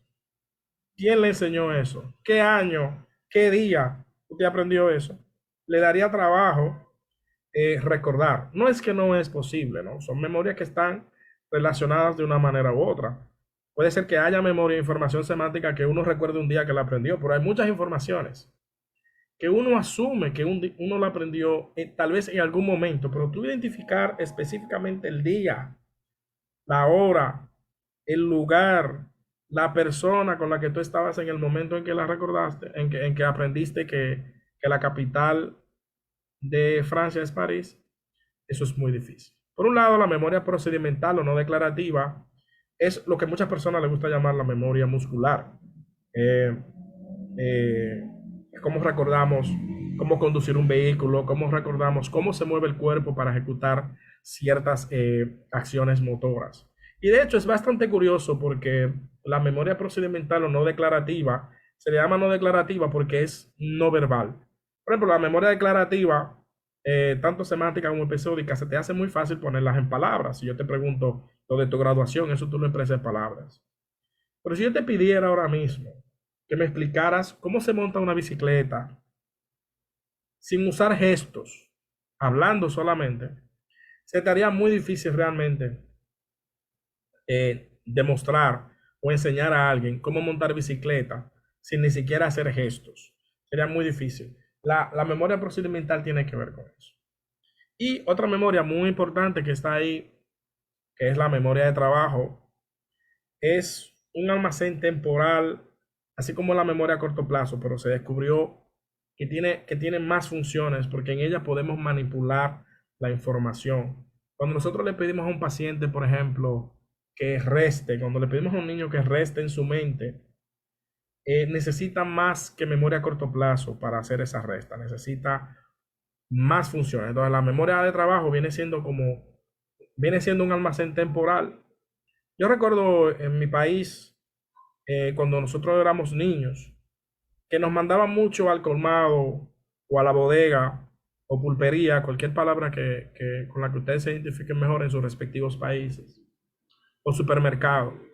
Cuando yo era niño me enviaban al colmado, como le decimos en mi país, y me daban la lista en la mente. Yo tenía que ir con la lista en la mente, diciéndola una y otra vez, para recordar que tenía que comprar pan, que tenía que comprar queso, que tenía que comprar. Y cuidado si se me olvidaba algo. Mi abuela era muy estricta con eso. Eso era memoria de trabajo. Mi abuela, sin saberlo, me estaba estimulando la memoria de trabajo. Esa memoria de nosotros almacenar algo como un número de teléfono rápidamente, porque no tenemos dónde apuntarlo y lo apuntamos en la cabeza y lo dejamos ahí registrado, y por eso le llamamos memoria de trabajo o memoria operativa, working memory. Ahora lo que nos interesa, ¿cómo se estimula la memoria? De diferentes formas. Como es lo que escuchamos y lo que vemos, pues hago una estimulación de ambas cosas. Por ejemplo, yo pudiera pedirles a unos pacientes que me dibujen esa figura. Le digo, cópieme esa figura lo mejor que usted pueda, no tiene que salir perfecta, que luego en 20 minutos le voy a pedir que la copie de nuevo. No lo vamos a hacer ese porque ese es un poco complicado para que me enseñen la evidencia, pero el que viene sí lo vamos a hacer. Figuras geométricas, vamos a ver, estén atentos. Yo les voy a mostrar una serie de figuras geométricas. Yo las voy a pasar rápido, de un segundo cada una. Y luego al final yo quiero que ustedes me digan todas las que ustedes recuerdan. ¿Cuáles son todas las que ustedes recuerdan? Sí. Vamos a ver. ¿Están listos? Vamos.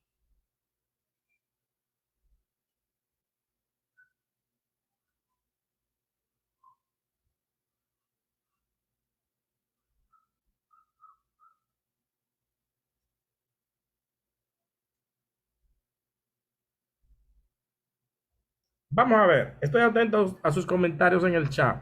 Pónganme todas las que ustedes recuerdan. Háganme un solo párrafo. ¿Cuáles ustedes recuerdan? Vamos a ver quiénes están prestando atención.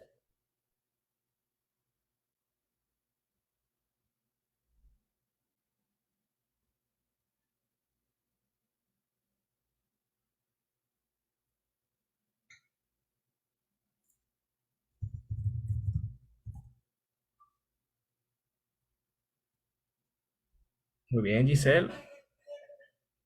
Sin embargo, esas figuras que yo presenté eran más que figuras geométricas, tenían también algunos signos dentro. ¿No se fijaron?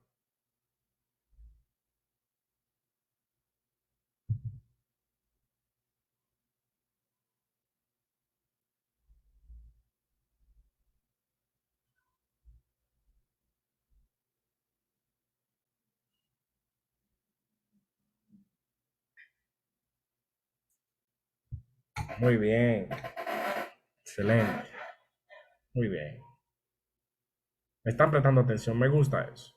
Bien, ese es un tipo de memoria visual, ¿verdad? Estoy estimulando de manera visual eh, eh, la memoria a corto plazo del paciente, porque en este caso es a corto plazo. Si yo le muestro algo y lo quito rápidamente, es un tipo de ejercicio de memoria a corto plazo. Eso usted sabe cómo lo pueden hacer en su casa. Por ejemplo, ustedes pueden rápidamente abrir la nevera, durar un minuto observando la nevera, todos los contenidos que hay, y luego la cierran y escriben en un papel todo lo que ustedes recuerdan que había en la nevera. Eso es una manera de estimular la memoria visual en el hogar. Wow, se me saltó una diapositiva. Por otro lado, la memoria ecoica del paciente, lo que escucha, lo podemos estimular con sonidos, con notas musicales, con música, con sonido de animales, entre otras cosas. Yo puedo ponerle una serie de animales y eh, luego preguntarle qué escuchó, o ponerle una secuencia de sonidos y luego preguntarle que me diga cuáles sonidos fueron en cuáles secuencias. Vamos a ver, le voy a poner un ejercicio de memoria visual. Atentos. Le voy a enseñar una lámina que contiene otras figuras geométricas con sus respectivos colores. Se la voy a mostrar por 5 segundos. Obsérvela y luego escríbame en los comentarios qué figura era y qué color tenía. Vamos a ver. ¿Qué figura era y qué color tenía?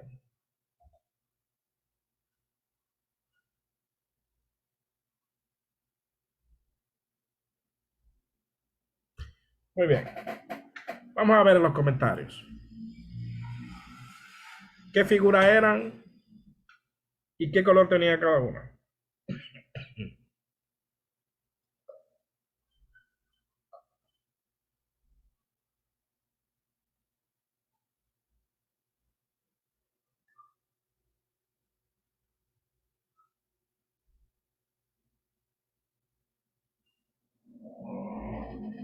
Muy bien, Mario. Esa era una.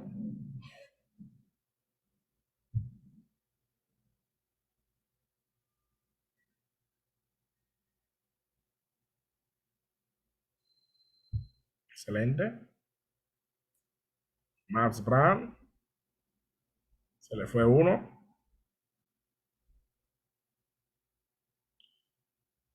Muy bien, Giselle. Neris. Linda.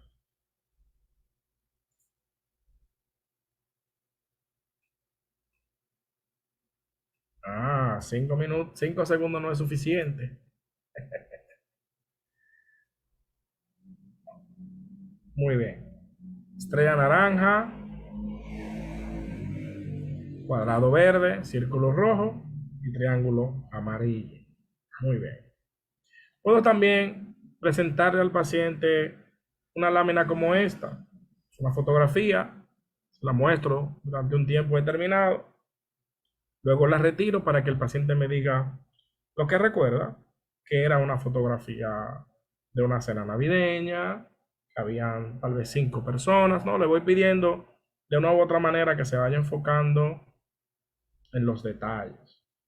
Me puede decir incluso si había un árbol navideño o no, y así. Y luego en 20 minutos, vuelvo y le pregunto, la figura, la fotografía que yo le mostré, ¿qué tenía? Y ahí también estoy estimulando memoria a largo plazo. Vamos a hacer otro ejercicio rápidamente. Presta atención. En la siguiente lámina hay 4 palabras. Se la voy a mostrar por 5 segundos. Luego quiero que me la pongan en los comentarios. Vamos a ver. 4 palabras. Miren esas 4 palabras.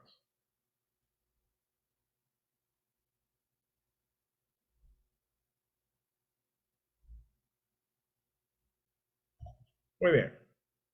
Vamos a ver. ¿Cuáles eran las 4 palabras?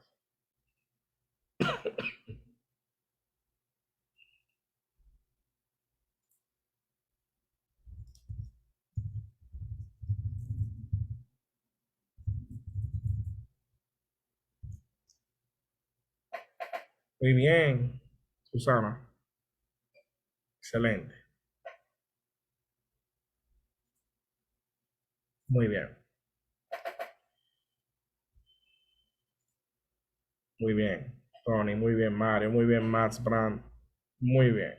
Lámpara, sillón, tenedor, reloj. Excelente público.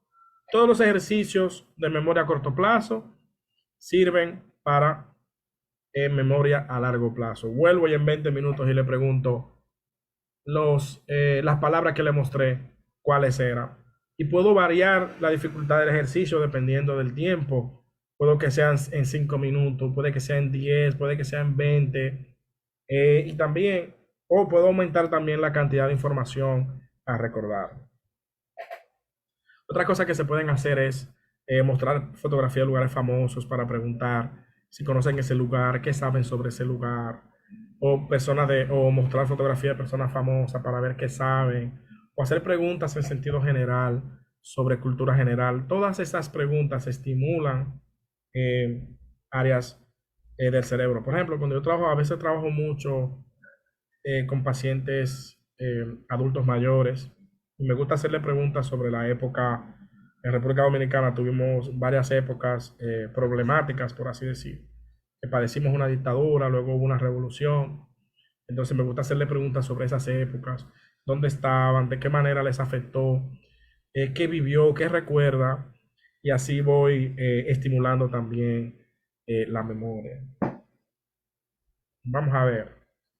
Eh, para estimular la memoria episódica, como había mencionado, la memoria episódica tiene que ver con la vida de uno, ¿no? Entonces le hago preguntas sobre su vida, sobre su boda, su primer beso, su graduación, el nacimiento de su primer bebé, algún viaje que haya tenido en el pasado, todo lo que sea del pasado, que sea de la persona, que sea de su vida.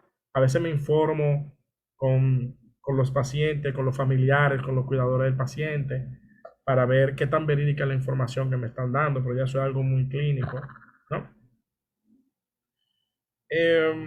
La memoria de trabajo ya se estimula de una manera más directa.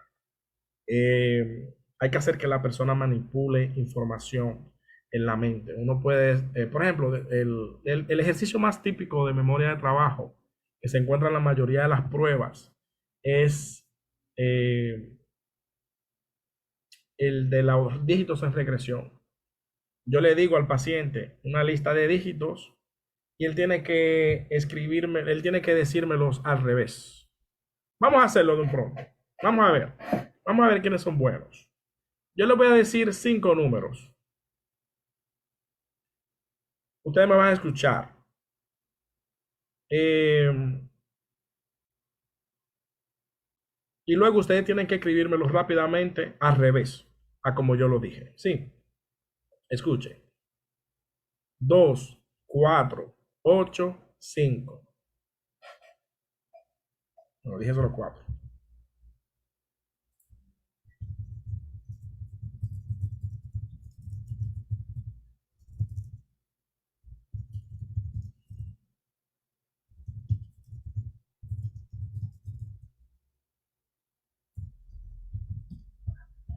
Vamos a ver los comentarios.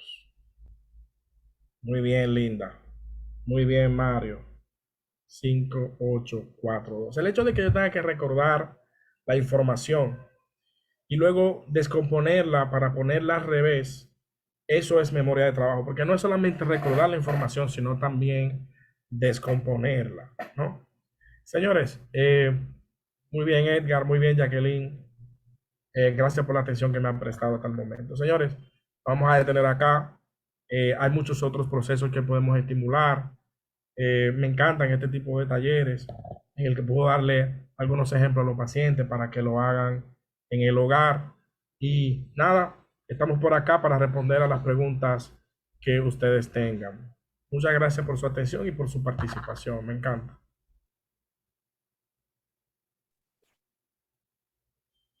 Gracias, Alejandro Mariñez. Gracias, licenciado. Gracias, doctora Marcia Castillo, por su excelente intervención en esta noche y gracias a uno de los pacientes que se conectaron.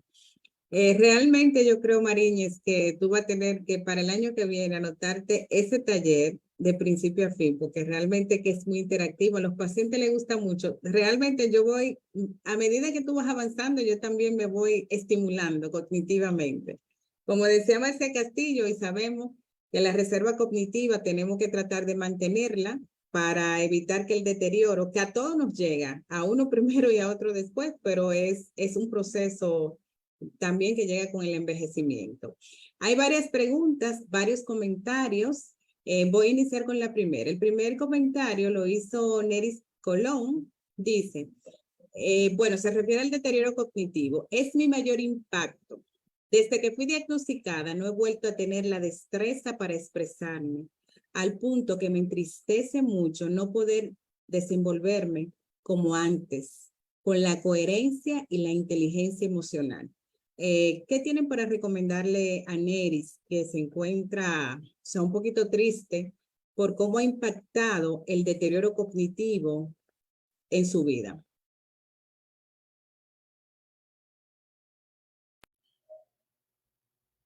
Doctora Marce está en silencio. Establecimos de un principio las bases de la transdisciplinariedad en estos abordajes. Por ejemplo, Neri habla de 3 puntos fundamentales: el impacto que ha tenido en ella emocionalmente, funcionalmente y en temas de su calidad de vida. O sea, pienso que lo primero que debería hacerse sería el tema de la evaluación cognitiva, pero de pronto también un buen soporte psicológico, y el trabajo conjunto que debe hacerse con su neurólogo para ver si tal vez algún tipo de apoyo farmacológico.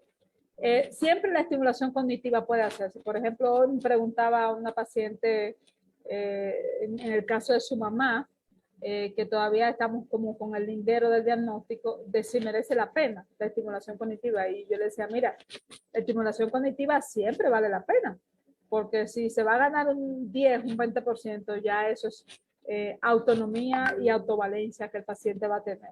Entonces, lo primero es sentar las bases sobre los posibles diagnósticos alrededor, de si existe tal vez un trastorno del estado anímico, tal vez algún tipo de depresión atípica, reactiva a la misma condición, y sobre todo trabajar de la mano con un equipo transdisciplinar de cara a determinar las afecciones que puedan estar tal vez encabezando el problema.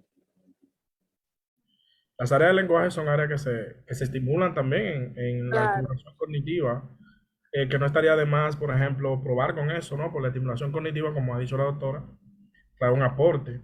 Y el lenguaje, tanto desde un punto de vista neuropsicológico como desde un punto de vista de la logopedia, puede ser estimulado, aunque sea difícil, la lectura, la ejercicio de fluidez verbal, ejercicios relacionados con lectura y recuerdo.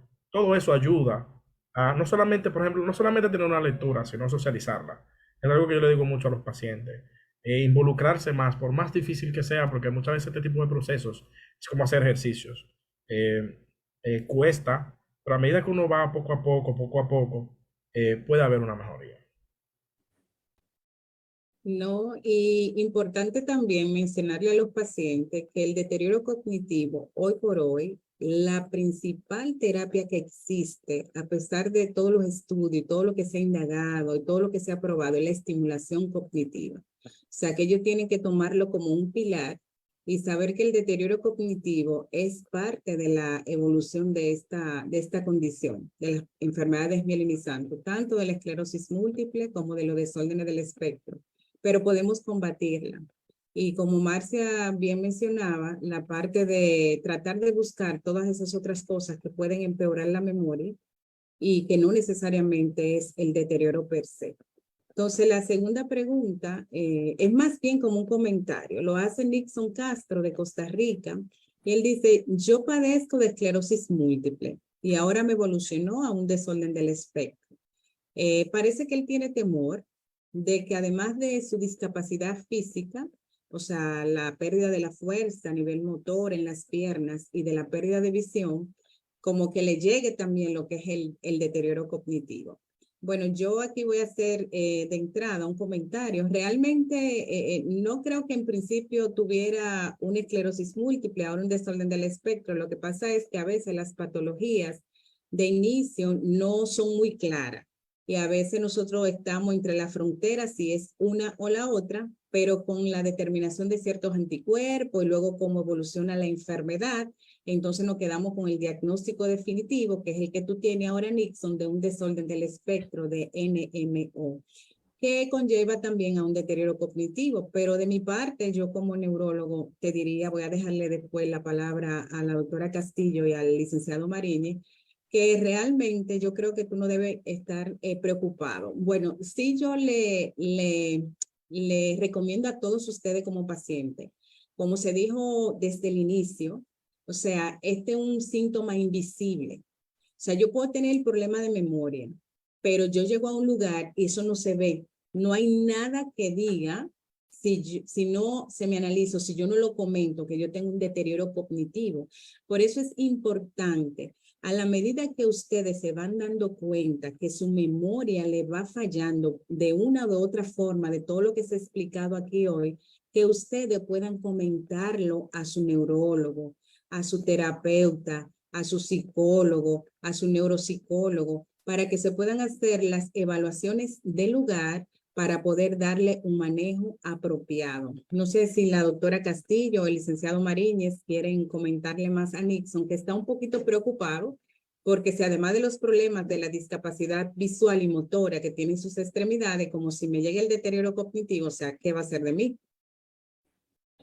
No, básicamente es eso que tú dices, o sea, eh, tener una actitud tal vez no de preocuparse, sino de ocuparse y de frente a que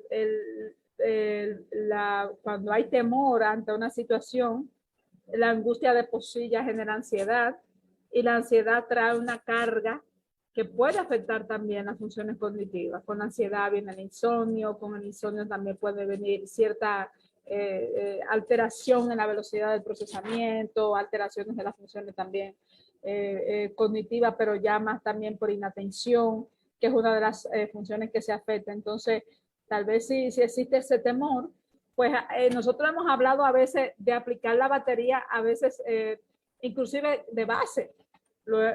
Nosotros hemos tenido discusiones sobre eso. O sea, pudiera hacerlo hasta de una manera, digamos, como protocolar. De acuerdo. Bueno, hay mucha gratitud, muchas gracias, excelente disertación. Yo creo que la pregunta que seguía queda, con esto que tú mencionabas, Castillo, queda llena porque ella habla de que tiene mucha ansiedad y que qué puede hacer con la ansiedad, producto de que tuvo como una sobredosis, ella dice de Solumedrol, y eso la ha dejado con cierto deterioro de memoria y que tiene mucha ansiedad y que qué les recomiendan hacer. Pero ya mencionaba de qué hacer en el caso de la ansiedad y también de qué hacer en el caso de que está del problema de la memoria que ella tiene. No sé si alguno de los dos quiera abundar un poquito más, pero creo que ya esa parte se tocó. Entonces, la siguiente pregunta es de Alison Cordero. Ella dice, mi hijo es el que tiene esclerosis múltiple. y le ha preguntado a su médico cuántas lesiones tiene, o sea, aparecen lesiones en el cerebro, cuántas imágenes hiperintensas, me imagino, y él no le dice. ¿Eso está bien o hay que seguir preguntando? Bueno, realmente, más que la cantidad de lesiones, más bien en la ubicación. E independientemente de la cantidad de lesiones que el paciente tenga, que son las inflamatorias, viene lo que es la atrofia y la pérdida del volumen cerebral. O sea que el proceso neurodegenerativo que conlleva la patología, o sea, se puede ver independientemente o estar solapada con el proceso de inflamación, que es lo que se refiere al conteo del número de lesiones. O sea, no necesariamente porque un paciente tenga una lesión o tenga dos lesiones, va a decir que ese paciente no va a tener un deterioro cognitivo y que el otro porque tenga 25 lesiones o tenga 30 va a tener más deterioro cognitivo. Sabemos que si la enfermedad es más agresiva, o sea, el deterioro tanto intelectual como a nivel físico puede ser mayor, pero no necesariamente es la cantidad, sino la ubicación y las características que tú bien mencionabas, Marcia, de la ubicación y lo que se ha identificado como causa per se del deterioro cognitivo en un paciente que padece enfermedades desmielinizantes.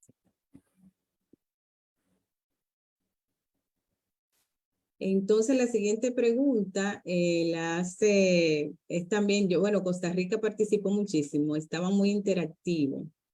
Minol Rodríguez dice, tengo esclerosis múltiple hace 30 años, estoy en tratamiento con interferón y de hace un tiempo para acá me ha fallado mucho la memoria, ¿es normal?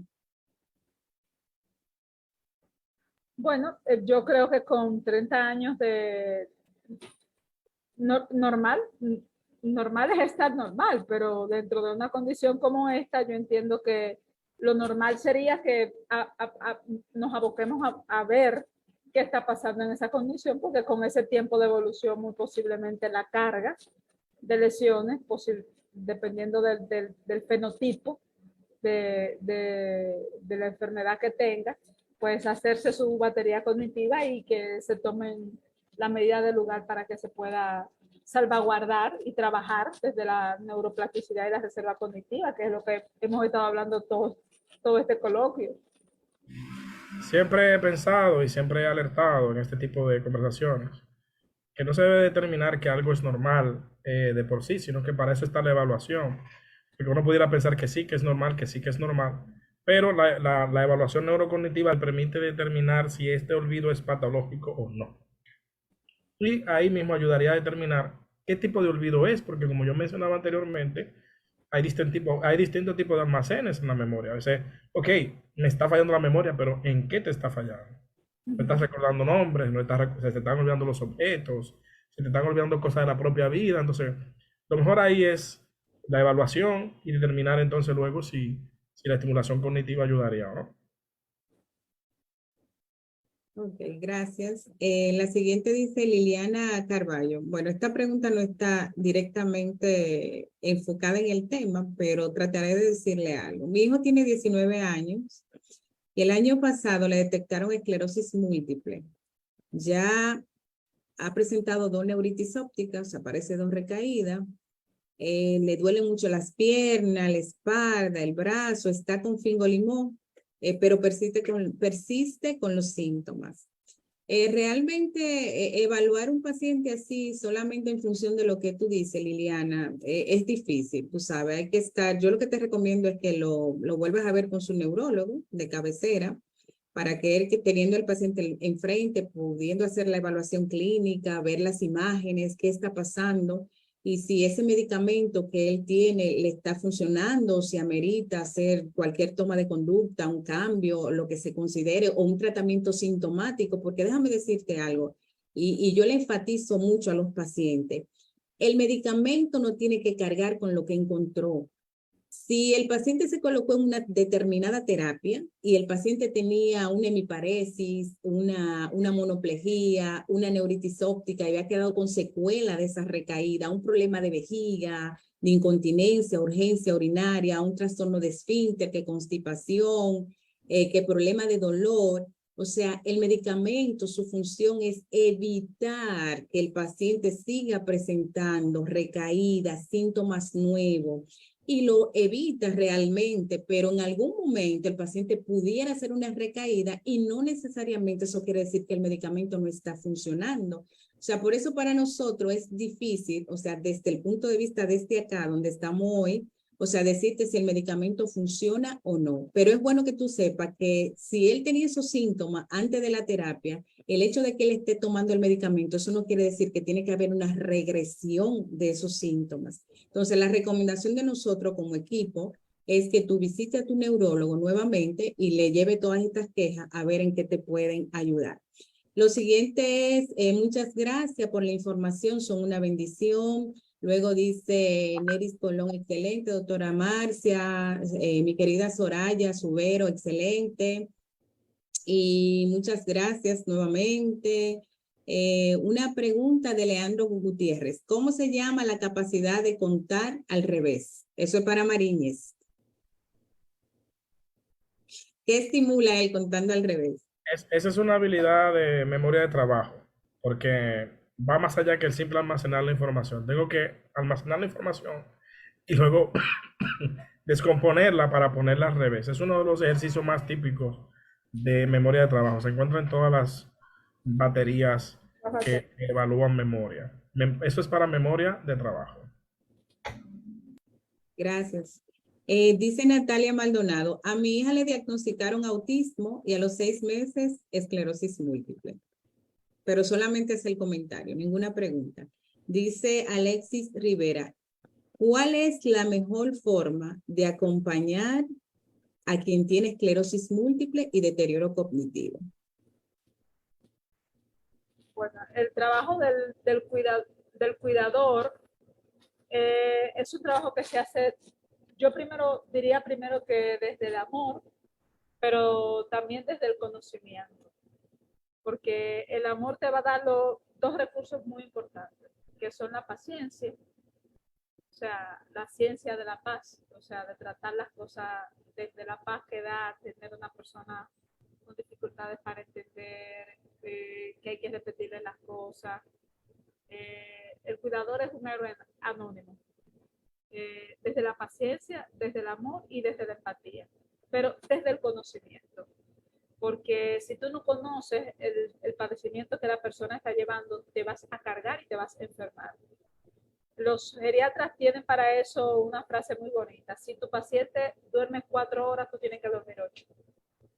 Si tu paciente come bien, tú tienes que comer mejor. O sea, el cuidador siempre tiene que estar más saludable que la persona que está cuidando. Si tú estás enfermo, tú no puedes cuidar a un enfermo. Entonces, mucho del síndrome de sobrecarga del cuidador, que nosotros lo determinamos con una escala muy práctica, que es la escala reducida de Sarit, inclusive lo pueden encontrar, es una escala autoaplicable. Los pacientes salen con esos puntajes altísimos y es por desconocimiento. Muchas veces no es por un asunto de paciencia, muchas veces no es por un asunto de amor, es porque no conocen. Por ejemplo, con los pacientes con Alzheimer nos pasa que quieren que los pacientes se bañen. Entonces, tú te vas a bañar porque tú no tienes 2 días que no te bañas, pero tú le estás diciendo baño y el reconocimiento de la palabra baño ya el paciente, desde el punto de vista de lo que es semánticamente, se ha perdido en la psique de ese paciente. Entonces, lo que él está entendiendo es que tú lo estás agrediendo, por eso él heteroagrede y busca cualquier cosa para defenderse, como que entren a tu casa, te quiten la ropa, venga una persona que tú no conozcas, te desnude y a la fuerza te quiera meter al baño a echarte agua. Entonces, entender todos los procesos de salud en un trastorno neurocognitivo, del tipo que sea, nos da herramientas para saber que tú tienes que esperar que esa persona se calme, que a veces el lenguaje no verbal es más importante, que hablarle de cierta forma es más importante. Entonces, yo diría que la forma de cuidar a un paciente con trastorno neurocognitivo se hace desde la empatía, la paciencia, el amor, pero también se hace desde el conocimiento. Y el conocimiento es poder. Gracias. Dice Soraya, bueno, tengo 45 años con esclerosis múltiple, estoy bien, entre comillas. Gracias, Soraya, felicidades para ti. Realmente con esto ya ese comentario cierro. Le agradezco nuevamente a la doctora Marcia Castillo, al licenciado Alejandro Mariñez, a FUCASEN, a cada uno de ustedes, los pacientes que sacaron de su tiempo y vinieron y se conectaron hoy. Esperamos el próximo año, Dios mediante, poder tener una sección interactiva como esta. Gracias por participar. Gracias, Vera. Gracias, Marlon. Gracias a cada uno de lo que hicieron posible este momento. Gracias, FUCASEN. Pues nada, hasta la próxima. Gracias a todos. Y que tengan una linda noche. Que descansen bien. Hasta luego.